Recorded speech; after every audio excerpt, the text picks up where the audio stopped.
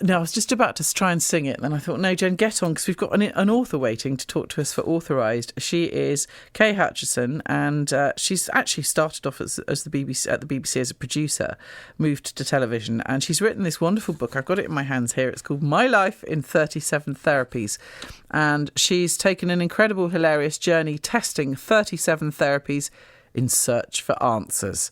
I'm still looking for answers. I don't know whether you are. You're going to love this book.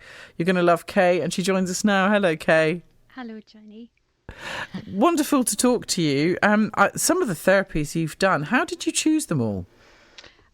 Well, I'd like to say I sat there with a great big long list and ticking them off, but it just wasn't like that. I basically started in a very sort of general way with massage to calm me down because I was having lots of panic attacks. And then I had some acupuncture, and then a friend said to me, oh, why don't you try, doing a little bit more yoga, a bit more meditation. And one thing really led to the other. So before I knew it, I was going on silent retreats, Ayurvedic retreats, shamanic retreats, and trying everything under the sun. I discovered that I was really interested and very, very keen to get answers because I was in a very odd time of my life, and I needed to find the answers, whatever they were. Can I ask what vintage you are, please? What today or when I was doing them? Well, no, your approximate age, I wouldn't hesitate to. I am 61. Okay, because I'm going to be 52 next birthday, and I'm at that stage where you realise by the time you know what to do with it, you've lost it, if that makes sense. Absolutely. I think that happens to most people, really. And I think it is this classic sort of midlife crisis, and we all hate to be part of a cliche, but it really is true. I think it's something to do with your hormones, though. If you imagine what it's like, your hormone changes when you're a teenager, it's kind of the same thing, but at the other end of your life. What was the most bizarre therapy you undertook? There was quite a list of them, actually. The most bizarre therapy, I think probably the voodoo one, which is actually on the strap line to the cover, only because I was coming out of my sort of difficult times, and I realised that actually I had come on a great deal and was beginning to get over my midlife crisis. So it didn't work for me, but I was absolutely fascinated. I went in, I was in Philadelphia in the States. I was there because I was part of another therapy, which was the re-education of your mind. And I had been offered the opportunity to go to the States to do part of the course. And it was the last day of the course had just finished. I had the last day on my own. I was wandering around Philadelphia, and I saw this in big red writing on the window of this rather sort of a grimy street in Philadelphia. Voodoo and spells and magic, and I just couldn't resist. So in I went. But to cut a long story short, it was a really bizarre place with lots and lots of strange things, dolls lying around, and candles burning, and it was dark, and had big old leather bound books, and the therapist, if I can call her that, or the voodoo practitioner, said she could tell that I was really interested in reconnecting with this person who I'd had a very dysfunctional relationship with. I wasn't, but I didn't say anything much. I said, oh, I think that's kind of in the past. But she told me at the end of the session that if I wanted to get back with this guy, I was to go off to one of the big department stores and presumably pay a fortune for a sort of, an outfit, a wedding dress for me, and a suit for him. And I was to take them home with this red candle and chant these things for the next month. So, I mean, obviously, I was just thinking, oh, for goodness sake, I must have really lost it if I'm at this stage. But I realised that it was so outrageous that there's just no way I would ever, obviously, do something like that. What did you have to chant? Oh, it was, I'm bringing you back to me, and you're everything I want. I mean, it was crazy stuff. It really, really was crazy stuff. However, I can't really judge because I certainly was in a very low place for a while, and I did actually resort to psychic calls when I got really low. You're getting all the really odd things here, No, Jane. we like odd. We like But- odd. Seriously, carry on. But I mean, certainly I was at a very low place for times, and I didn't really want to share with my friends some of the things that I was going through. I didn't really know. I didn't really understand why I wasn't getting out of it. And I found that calling psychics was actually really helpful because I kind of wanted to know what was coming, what was ahead of me, and how I was going to get out of this phase of my life that I was in.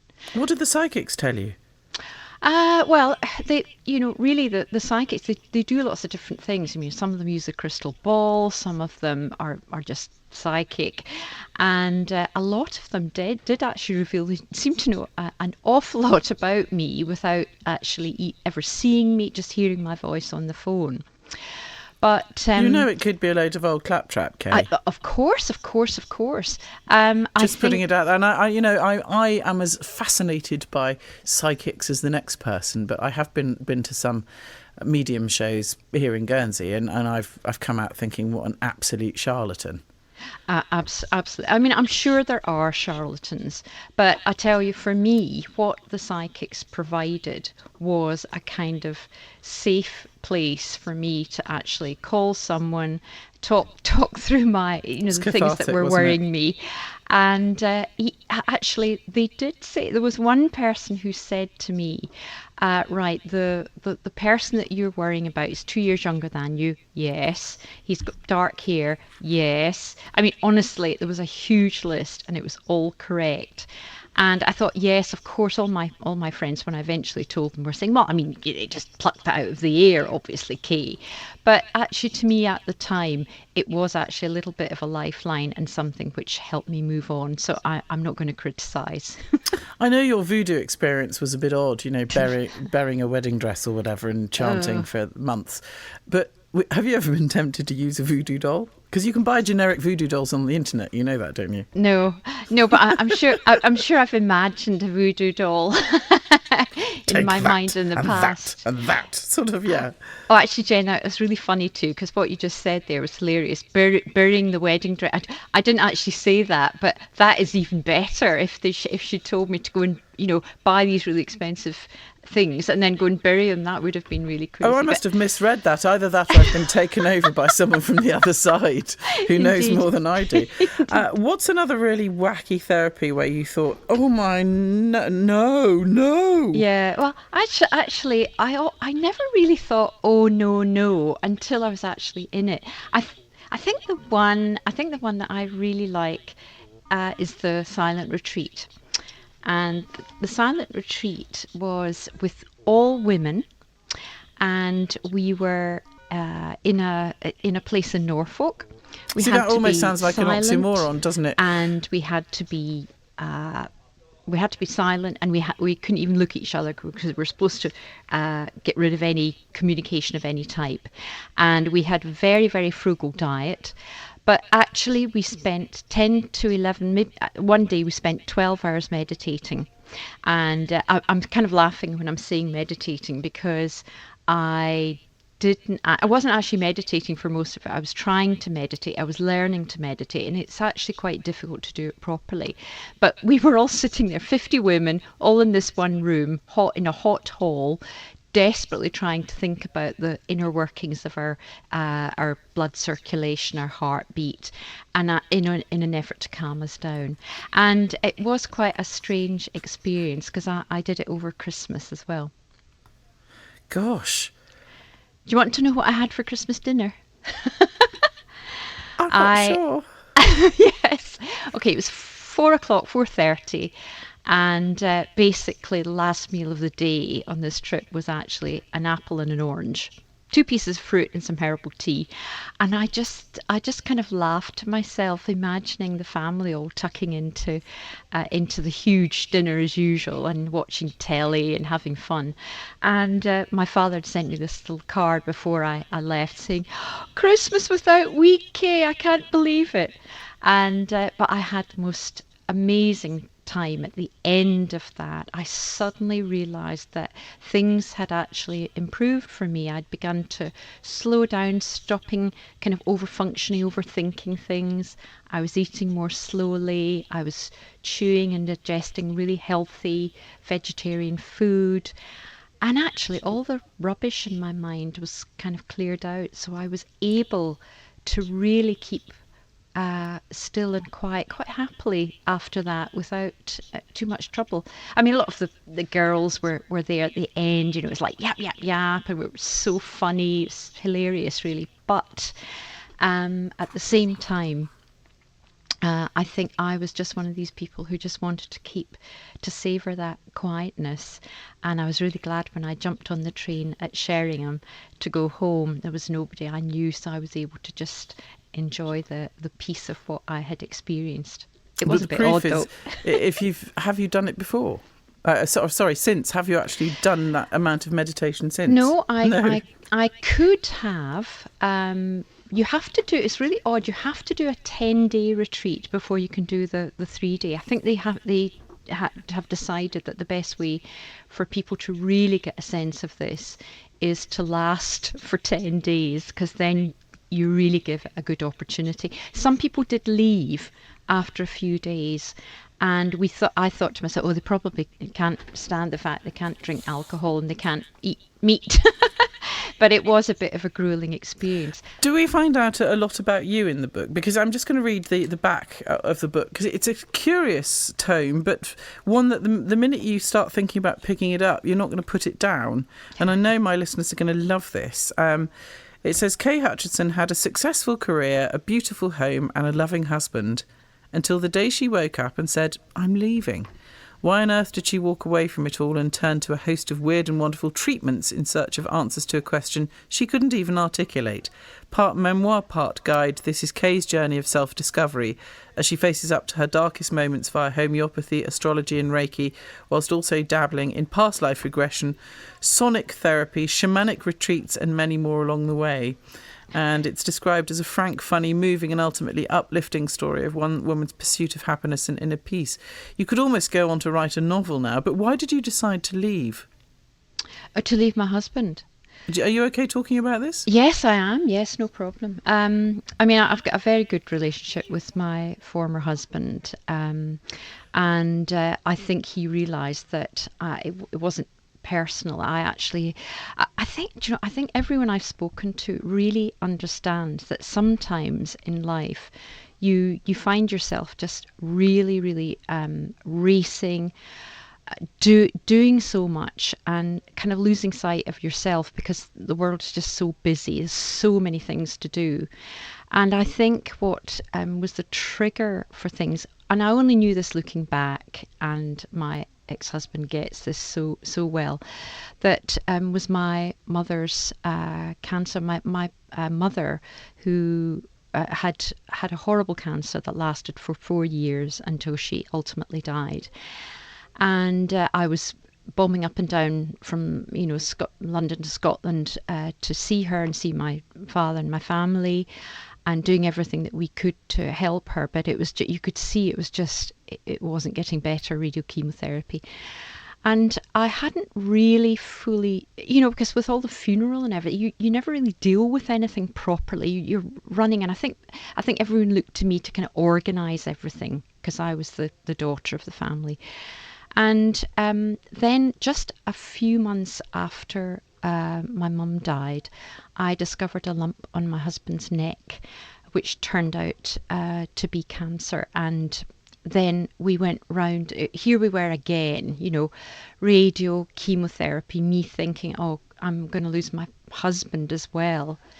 The fortunate thing about that was that we caught it early and it was a treatable cancer, and he eventually did recover.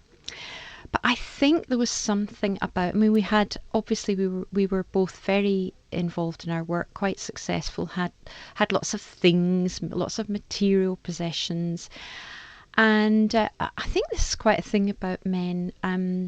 That some men like the routine, and after these things, I think he really found solace in actually picking up all the reins of everything that we'd done, the fancy holidays, and just we sort of bought a new flat or something like that, And to me, after these experiences going through cancer, it all seemed very meaningless and a bit empty. And I just couldn't, I don't know what it was, I just couldn't do it anymore. I just felt I just needed to run away. I couldn't be going through all the motions like this because I had changed. It had changed me. And therefore I ran away. Are you single? Am I single? I've got a partner. I'll probably never marry again. But no, me neither. I'm out of my second divorce. So. Well, I don't know. Never say never.